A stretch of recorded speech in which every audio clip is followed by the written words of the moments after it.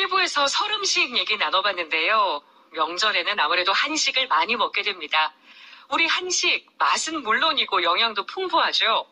한식 전문가와 자세한 얘기 나눠보겠습니다. 평생 우리 한식을 연구해온 분이세요. 대한발효식문화포럼 회장이신 권대영 박사 나와주셨습니다. 박사님 안녕하세요. 안녕하세요. 설날입니다. 새해 복 많이 받으십시오. 네, 새해 복 많이 받으시고요. 네, 밥, 국, 김치, 또 반찬 등으로 대변되는 우리 한식. 박사님은 한식의 가치 어떻게 보십니까? 예, 한마디로 말하면은 한식은 제가 과학자다 보니까요, 가장 건강한 음식입니다. 일단 건강의 1번. 그리고 문화가 있는 음식이고요. 세 번째로는 맛이 있는 음식입니다. 네, 그렇군요. 한식의 특징이 되게 많잖아요. 예, 특징들이 밥상 구조에서도 나타나죠. 맞습니다. 서양 음식과 달리 우리나라는 그 어떤 조화와 균형을 맞추기 위해서 밥상 구조를 만들고 있습니다. 그게 바로 이제 건강을 위해서 또 많이 맞추고 있거든요. 그래서 그 구조에서 그 특징이 서양 음식은 소비자의 먹는 사람의 선택권을 별로 존중을 하지 않는데요. 예. 우리나라 음식은 끝까지 밥상 위에서도 젓가락으로 선택권을 보장해 주는 음식이라고 보시면 되겠습니다. 그런 생각 해본 적 없는데 선택권이 있다는 게 또 기분이 좋네요. 예, 예. 네, 그 밥상에도 다 나름의 그런 체계가 있는 거잖아요. 예, 예. 뭐 박사님은 어떤 거 꼽으시겠습니까? 제일 크게 뽑아라 그러면은 일단은 옛날에는 밥을 크게 뽑았거든요. 영양적인 가치 때문에요. 네. 근데 요즘에는 건강적인 가치 때문에 그 반찬을 많이 뽑고 있습니다. 반찬 크게 뽑고 있습니다. 주인공이 좀 달라졌군요. 예, 예, 예. 네. 요즘 건강 때문에 한식 찾는 분들 참 많습니다. 다른 나라 식문화와 비교할 때는 어떤가요? 이 한식의 건강성이요. 제가 이제 자연과학자이기 때문에 그 한식의 건강성을 갖다가 그 생물학적인 관점에서 많이 연구를 했거든요. 네. 그런데 그 생물학적인 관점에서도 가장 건강한 음식이고요.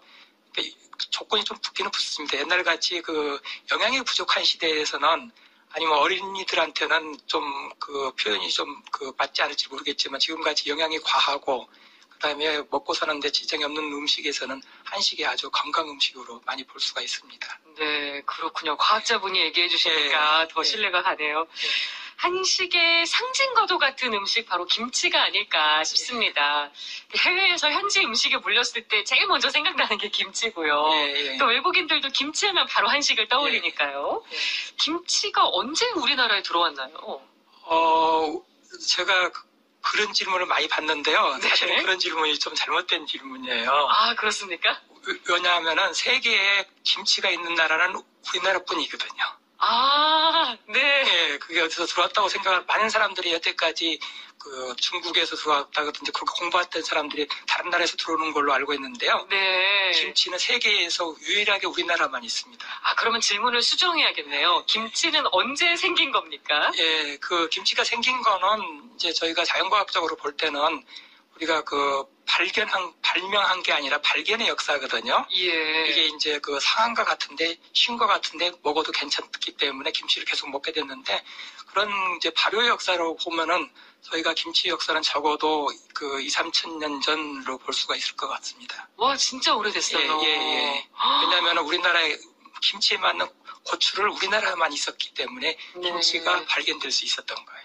근데 또 김치가 중국으로부터 들어왔다고 주장하는 학자들도 있긴 있더라고요. 이건 왜 이렇게 주장이 나온 거죠? 그러니까 우리나라 그 문화가 중국 문화하고 완전히 다르거든요. 특히 식문화도 다르고 생물학적으로도 민족이 다른데 옛날에 문헌에 보면은 우리나라 조상들이 갖고 있는 북방 민족의 기록이 없어요.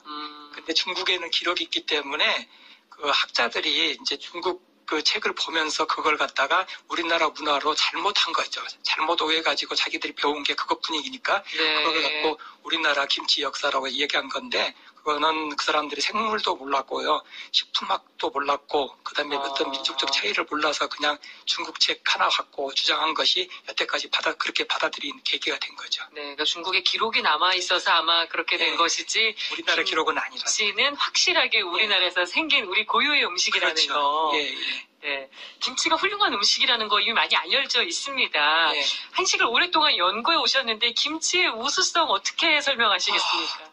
요즘은 그전에는 이제 김치가 문화적으로 우리가 밥을 먹을 때 이제 잘 넘어가고 맛있게 먹으려고 하는 문화 그런 쪽으로 이제 김치를 많이 인식을 했었는데 네. 요즘은 이제 자연과학, 특히 생명과학의 발달함으로써 김치의 우수성에 대해서 많이 알려지고 있습니다. 특별히 이제 김치가 우리가 말하는 섬유소가 많기 때문에 우리 예. 건강에 위운동이라든지 장운동에 밸런스를 주는 운동을 하고 있고요. 예. 그다음에 또 김치에 들어있는 미생물들이 아주 우리 몸에 건강한 작용을 하는 거로 많이 알려져 있습니다. 특히 네. 그 장내 미생물의 조화를 이루어 가지고 우리가 그 건강하게 장이 건강해야 몸이 건강하다. 네.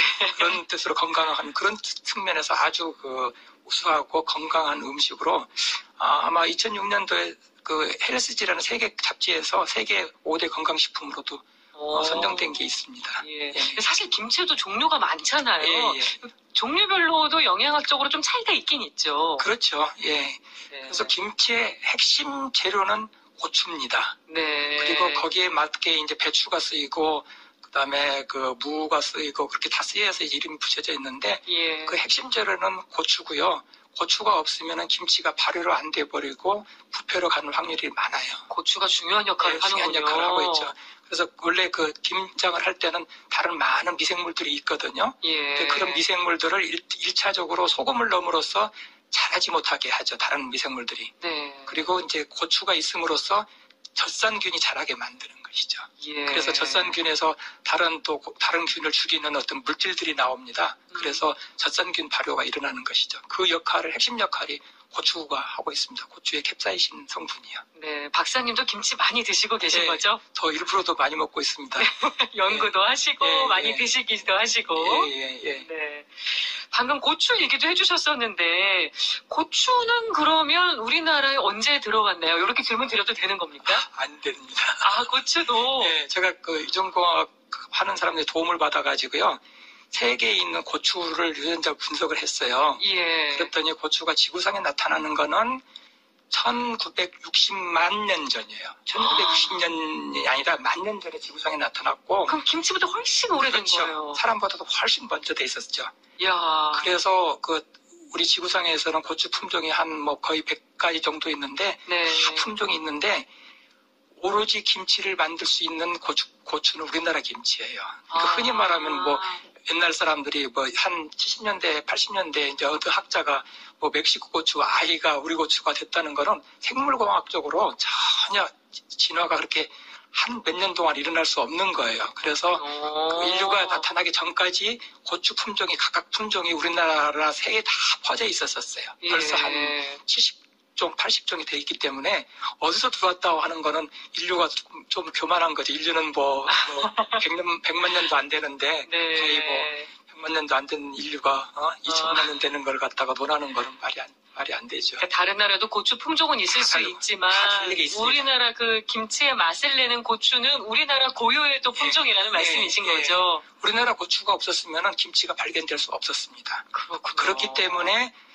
아프리카 고추가 많은 중남미, 인도에서는 김치가 안 만들어지고 네. 오로지 우리나라에서만 김치가 있었던 것이죠. 네, 또 그 나라 고추라면 맛이 안 나고 그렇죠. 그런 거죠. 맛이 안 나고 발효도 안 되고 또 젖산 발효도 안 될 뿐만 아니라 못 먹죠. 왜냐면은 그렇게 매운 고추니까 그 사람들이 그 매운 고추가 우리나라 들어서 안 매워졌다는 거는 생물학적으로 있을 수 없는 거거든요. 예. 그렇게 매운 고추로 김치 담그면은 못 먹습니다. 일단 죽습니다. 사람이 죽을 수도 있어요. 네. 10여 년 전쯤인가요? 한식이 세계화가 한창 주목을 받았었는데 이런 흐름이 잘 좀 이어지고 있다고 보시나요?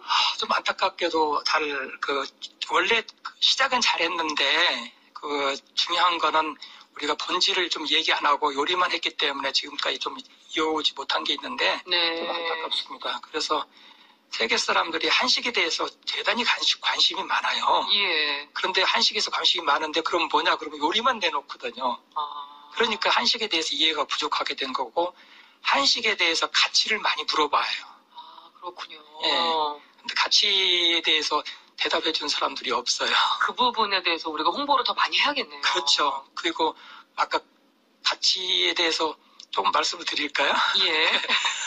한식의 가치는 저희가 이제 보는 사람 포인트에 따라 달라지겠지만은 가치는 존중과 그다음에 두 번째는 균형과 조화, 세 번째는 건강입니다. 네. 이 건강에 대해서 그냥 뭐 아무렇게 비과학적으로 얘기하는 게 아니라 사실 역사적으로, 과학적으로, 그다음에 풍속적으로 다 이렇게 문화적으로 이 세 가지가 가치가 있거든요. 예. 근데 그런 거에 대해서는 연구를 안 하고 그냥 뭐 식당을 짓는다든지 아니면 음식 개발한다든지 그렇게 해가지고 좀 잘못 가고 있는데 사실 지금부터라도 그런 것들을 우리가 좀 알아야 되고 우리나라 사람도 먼저 알아야 되고 네. 또 외국 사람들한테도 그런 걸 좀 얘기를 해야 될 것 같아요. 네, 그런 부분 앞으로 개선이 많이 돼야 될 것 같습니다. 예, 잘못 알려진 것도 바로 알도록 또 해야 되고요. 네. 아, 근데 또 한식에 대해서 만드는 과정이 좀 복잡하다. 네. 드린 공에 비해서 뭐 빛이 안 난다. 네. 이런 불만 토로하시는 분들이 있습니다. 또 식사를 하면 음식이 좀 많이 남는다. 이런 지적도 있는데 이런 건 어떻게 생각하세요? 그게 실질적으로 1970년도에서는 한식은 앞으로 살아남지 못할 거라고 얘기를 한 사람이 있었어요. 네. 왜냐하면 미래에는 이제 그 태블릿 하나만 갖고 다니면은 그 먹는 문제를 해결한다고 이렇게 예언하는 사람이 있었거든요. 예. 근데 그건 절대적으로 잘못된 것이죠. 그러니까 음식을 우리가 먹는 거를 우리가 영양 성분만 얻는 포인트로 보면 그렇게 될 수가 있어요. 예. 근데 지금은 이제 그 저성장 시대, 그 다음에 어떤 산업화 이후 시대는 우리가 삶이라는 게 더 중요하게 여기거든요. 예. 그래서 어느 의미에서는 만드는 상대방을 아까 만든 대로 존중하면서 음식을 만든다는 그 가치가 상당히 큰 거죠. 시간이 그러니까 영양학적인 가치보다는 그 음식에 대한 가치가 크고 그걸 먹으면서 또 서로 이해하고 예. 대화하고 거기에서 느끼는 삶의 행복이라는 게 상당히 큰 의미이기 때문에 앞으로 요즘 많이 4차 산업혁명 시대를 얘기를 하잖아요. 예. 그럴수록 어떤 가치가 있는 음식, 그 다음에 문화가 있는 음식, 건강이 있는 그 음식 같은 경우는 더 발전하면 발전했었지. 왜냐면은 이제 나중에는 일하는 시간보다 놀고 그다음에 즐기는 시간이 더 많기 때문에요. 네. 절대로 이렇게 효율적으로 따지지 않고 어떤 문화적으로 가치적으로 따지는 우리나라 한식이기 때문에 발전 가능성이 매우 높다고 저는 생각하고 있습니다. 그렇군요. 예. 앞으로 더 무궁무진하게 예. 발전해 나갈 한식 기대를 많이 해봐야 될 것 같습니다. 예. 지금까지 대한발효식문화포럼 회장이신 권대용 박사와 우리 한식에 대한 이야기 나눠봤습니다. 오늘 나와주셔서 고맙습니다. 네, 감사합니다.